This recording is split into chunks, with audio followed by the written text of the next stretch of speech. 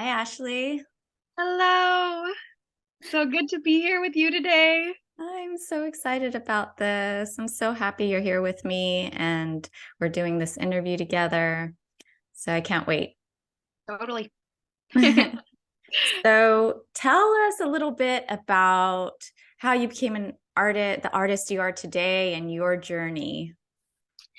Yeah, it's interesting. I feel like so for reference, I'm 32 and I've had a whole life in the corporate world. I worked a corporate job for about 6 years and I was working in marketing and it was honestly lovely. I learned so much. I was working with a vegan company and so it was like this beautiful lifestyle change as well. But all through that, I have always had art in my veins, right? And when I was younger, my dad, he was like, "You will not be an artist." And I was like, "Yeah, yeah." And he was like, "You will be a doctor or a lawyer." And I was really like distraught about that, right? And my mom was like, "Well, you could be an artist if you wanted to." And I was just super confused and I was like, "Well, marketing sounds like a really good like in between. Like I'll be in marketing." And I kind of just fell into marketing. And I did that job like I said for a handful of years and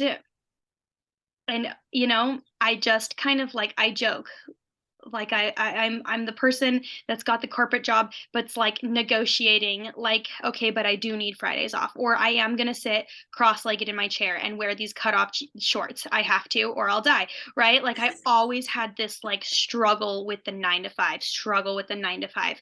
Um and eventually they were like, "Hey, do you want to be like our TikTok personality?" It was right when TikTok came out, okay?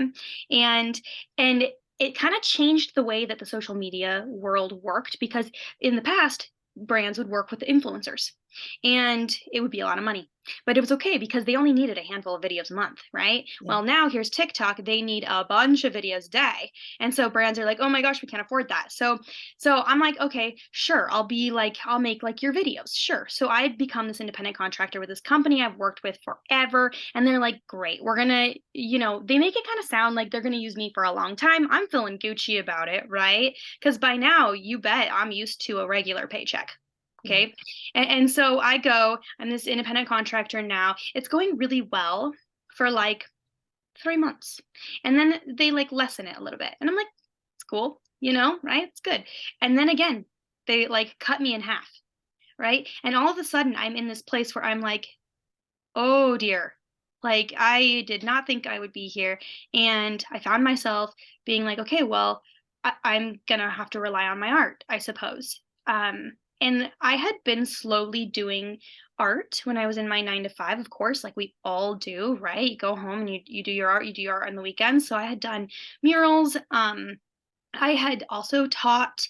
I had done like portrait commissions for people, but it was here and there, right? But I did have the experience. So I was like, okay, well, this is kind of cool because I've always wanted to be a painter. So here we go. Now I have this time to explore like my oil painting and maybe murals and things. I can take on more murals because muraling as a 9 to 5 person, I mean, it was wrecking me, right? So I take on this mural and kind of commit to having no days off for 3 months.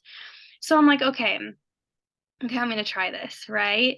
And that was when I really like jump started being a full-time artist, which I am now. And that honestly was like last summer. It was not that long ago that this Yeah. happened. And so that's really how I got kind of pushed into having an art career, you know? Yeah. And I definitely feel like, spiritually I was meant to be on this path. It was interesting because like a year leading up to this, I would go, I'm like lover of Jesus, okay? And I would go to these Jesus worship rallies that were kind of rowdy and I would be approached by these women. And they'd be like, "Can I tell you something?" And I'd be like, "Sure," right? And then they would tell me, it would be the wildest thing. They'd be like, "God wants you to be an artist," and I'd be like, "Okay, say more," you know. And they would be like pretty specific though. They'd be Wow. like about God is gonna have you be an artist and you're gonna affect women, artists and women, and I paint women, and so that was like okay. And I also teach women, right? And so that was like, what? And I would have literally, I had like 4 or 5 different women come up to me at different times in life and tell me the same message. And so it was being like planted in my head, like maybe I'm supposed to be an artist. Maybe I can be. And it gave me this permission. So when the time came, I was like, oh yeah, this is like a thing I can do, right? Because growing up with a dad who was like, you're going to be a lawyer or a doctor, it felt like, oh, I can't be an artist. That's crazy, right? So Yeah, it I was find kind of our a beautiful journey. I think that's why we connected so well because I find our stories so similar. Oh, Because I paint women and yes. help women Yes. and through workshops. And my dad was a doctor. He didn't say Mhm. become a doctor or lawyer, but he did want me to go into the medical profession, choose something in there because it was more stable. And I told him I wanted to be an artist, an art teacher. And he's like, well, how are you going to make money? I don't, he wasn't like, you can't do that, but he was kind of planting those seeds of doubt in there where I was like, Totally. well, yeah, how am I going to do that? And what am I going to do? So Yeah. I can totally relate. And I, I'm curious, like, did the marketing background and like now I understand why you make such great videos. Like you had that experience with the TikTok videos. Like I'm sure that helped a lot, right? Oh, I do not regret the time I spent in marketing. I learned so much, so much. I kind of count it as like a second college experience because that's how much I learned. I was specifically a social media manager, an influencer manager. So that's how I definitely learned to make videos. I also did a lot of video production. I would do their product photography and their lifestyle photography and direct a little team. So I just learned so much. That was able, I really feel like it bolsters like my art business now, like because art business, there's the business side of it, right? And Mm. that can be the grueling part. So I don't regret the corporate life that I once lived, but there are parts of me that wish that I would have had a dad that made art more accessible to me, Yeah. and I'm sure you Yeah, wish that too. oh yeah, yeah, I do. Where he would have been like, "Oh yeah, go try it. Don't be afraid." Like, and my mom was that person, and she's my biggest cheerleader now. Yes. I mean, sometimes she's like, "Why is it taking so long for like My mom something's." does the same thing. And I'm like, it takes time, mom. It's not, overnight. Although, Oh yeah. like sometimes you look at people who have that big success, the artists that do, and you think it's overnight for them because you haven't seen all the years and work they put into it. You Right. just see like what, their overnight success, and Worse. yeah. Right. Yeah, and it can be grueling. Absolutely. I love the post you did on Instagram about living your dream. I Yes. could so relate to that. Can you talk about that a bit Yes. more? So it's perfect because it definitely ties into, okay, here's this corporate job. I leave the job. I think that I'm still going to be somewhat corporate but independent, right? And then, this company I've been with for a million years kind of slowly starts cutting me in half the work I'm doing. And so I went through like maybe like a handful of months where I was like, oh my gosh, good thing I like top ramen, because I was scared, definitely very uncomfortable, feeling like I was hardly making any money a month, right? And it was definitely super scary for me because at that point I was still very used to a paycheck every 2 weeks, right? And all of a sudden here I am in this project based world, which is being an artist, right? And I was having a really hard time adjusting to it. So there would be months like we were kind of talking about where it was like, whoa, I made all this money, right? And then there would be months where I'd be like, oh no, I made no money, right? And so I have like feast or famine, right? And for me and my personality, when I wasn't having that consistent income, I mean, I was sweating. I went into scarcity mode really quick, forgot that I'd ever had any success, was like, I will not buy anything. Like, even though I was totally okay. I was totally okay because I'd had successful months. I was totally okay. I was so scared that I was just like mining away everything, right? My boyfriend would be like, calm down. He would remind me, like, you are actually okay. And I'd be like, yeah, but like, for how long? Like, I just was really struggling. So one night after like things had picked up for me, I was like, I'm living my dream. And my boyfriend was like, are you? Because he's like, it was just 2 weeks ago that you're like sitting in this very same bed, like bawling, and and he's like, so are you living your dream? And I was like, okay, pause, because yes, and even during the times that it was super difficult, I do still feel like I was living my dream because I was giving myself this chance to be an artist and to really be an artist. During the time that maybe, let's say, some of the months that I didn't make very much money, well, I didn't just spend my time in bed, right? I was oil painting every day. Mm. And that was the first time in life for me that I had gotten to wake up and be like, oh, my only job today is to oil paint, you know and that's wild, right? Yeah. And so for me, yes, I was living my dream, but it was like also quite the adjustment. And so my boyfriend and I got into this discussion, like, okay, well, what does it feel like to live your dream? I think that culturally we think, oh, you living your dream means that something is super easy. It is super easy and it is like a fairy tale, and you feel like you're never working a day in your life, and it's just super simple too, and things are just coming to you, and that's what it feels like. So that's what we There's no expect. We're like, struggle. yeah, no struggle, nope, not at all. And so then we get to like a place where we're like actually doing what the dream is, and we're like, oh, this is hard, and that can feel very disappointing. It's like driving all the way to California to find that it's raining, but the beach is still there. and and so I guess I just kind of wanted to share what that was like for me, because I think that we do get so confused. And I think it's very, very important to remember that dreams are very challenging. For example, I spent the last month painting my very first mural that was my own artwork. Total dream. I had this client who was like very free flowing, and he was like, do as you will on the wall, right? And so I got to paint a woman up there on the wall, and thank God, because I'd been starting to feel like, okay, like I've gotten a few mural jobs lately. It's been pretty consistent for me. I started to feel like, whew, boy, muraling is rough. It's a dream, but it's hard work. Yeah. It's manual labor, right? Um, and if I'm going to keep doing art like this, it needs to start to be my own artwork, because I don't get off of the wall and go home and oil paint. I'm wrecked, right? It's a lot like being a construction worker. I am up and down a ladder. I am running a scissor lift, which is outside of my comfort zone, right? I'm learning that. I am got my arm like this for 8 hours a day, right? It's super hard. You're sore, your body hurts, you're like getting massages, going to the chiropractor. Not what you would think, right? You see muralists on Instagram and they're like, I got a fun poppy song in a pink jumpsuit. And it's just like, Mm. that is not what it is like, maybe at the end and in intervals.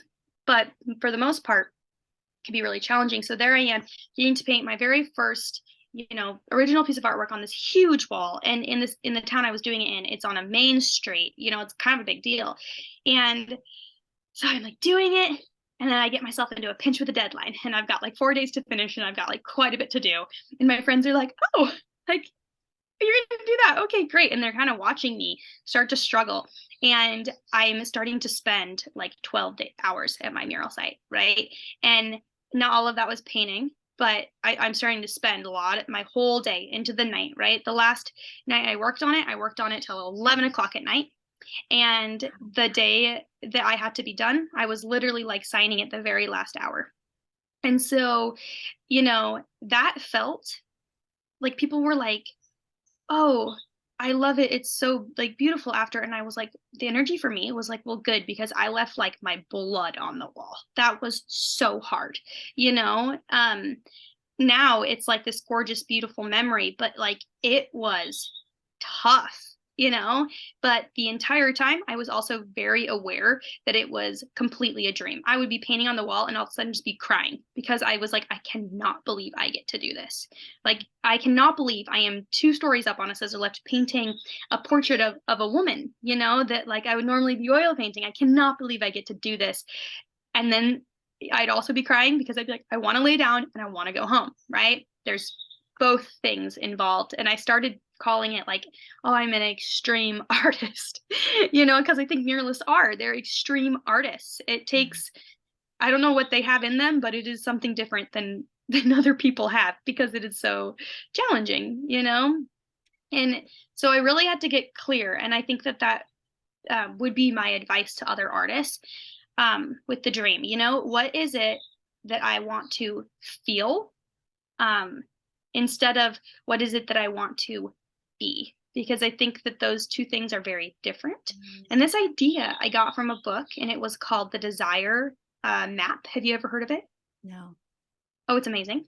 And it's all about this concept of what do I want to feel versus what do I want to be, because you can think, okay, I want to be a doctor because I, you know, want to be successful.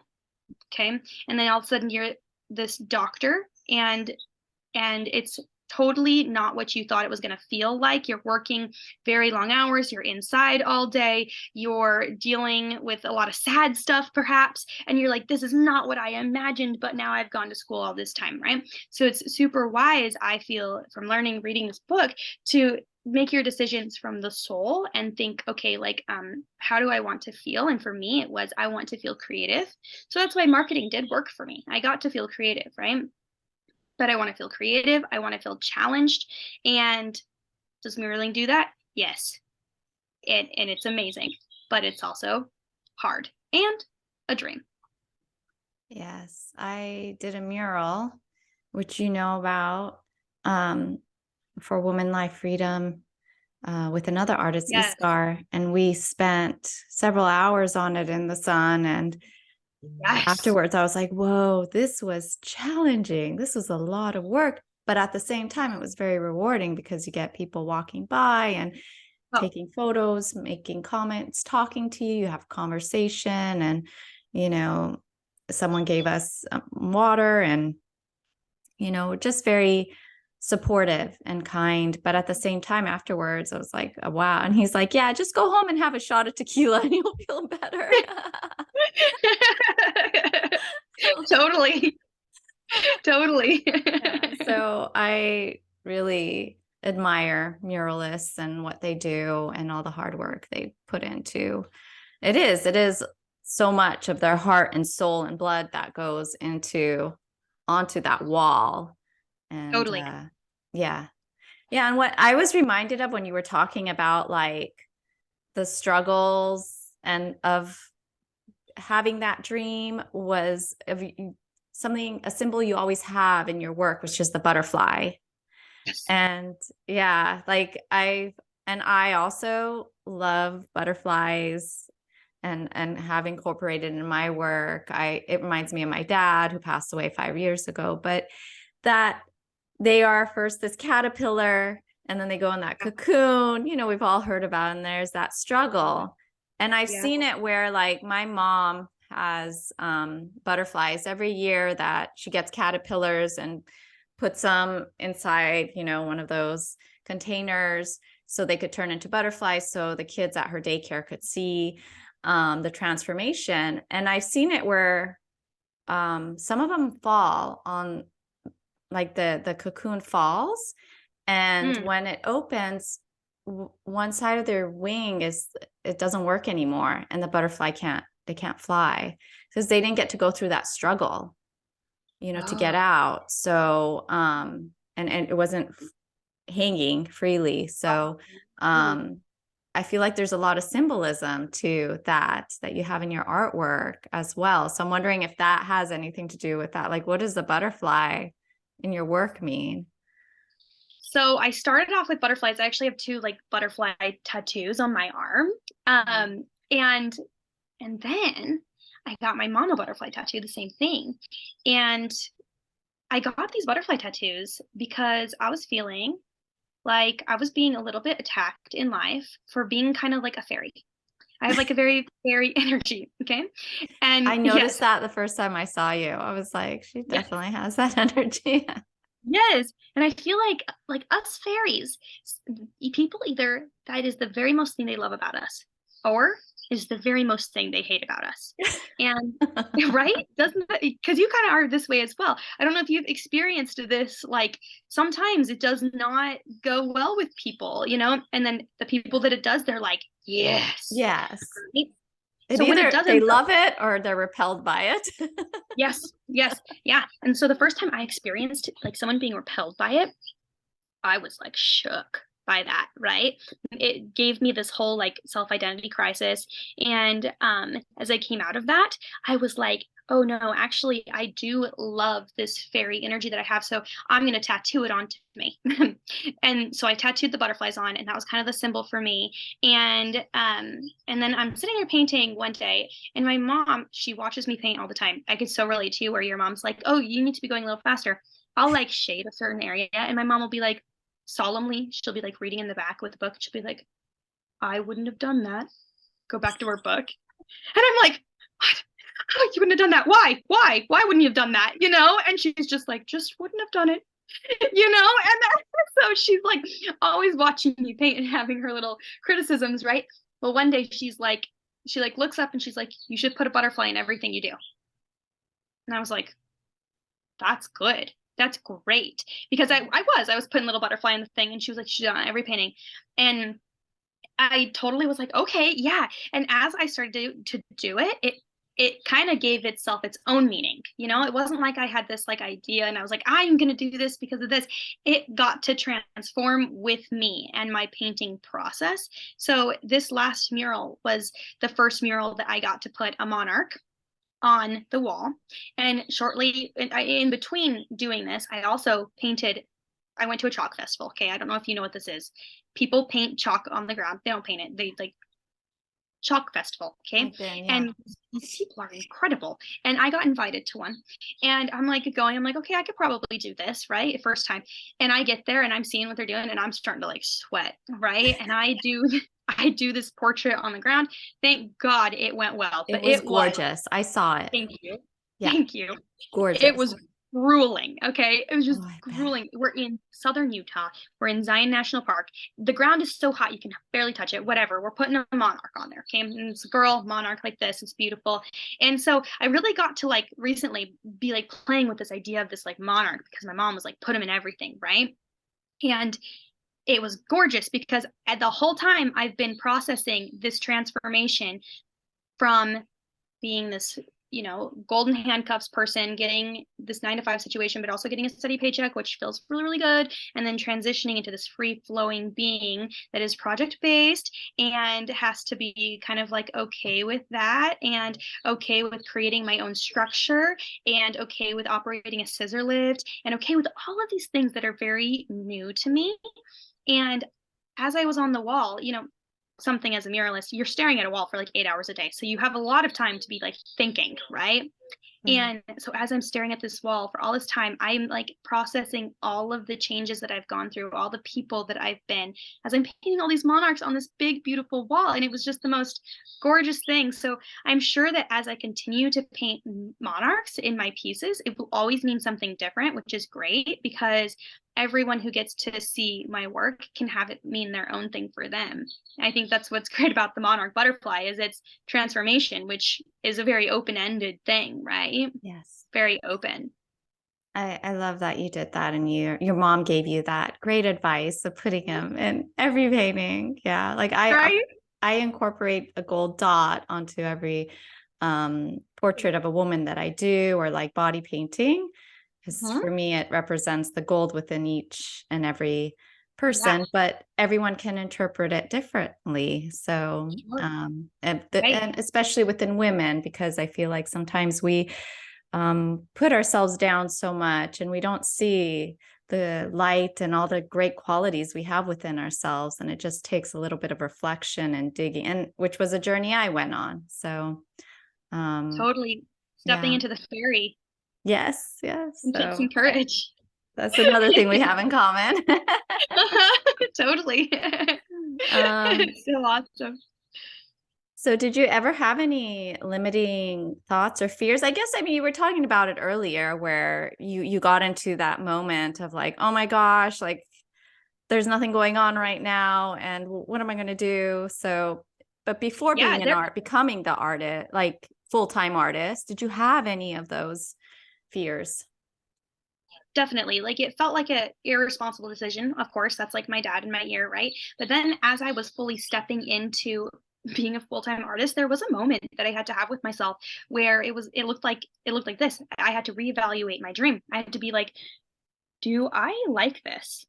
Or would I actually be happier in a full-time job, a 9 to 5, where it's just consistent and I go to work and I do the thing and then I leave and I get paid?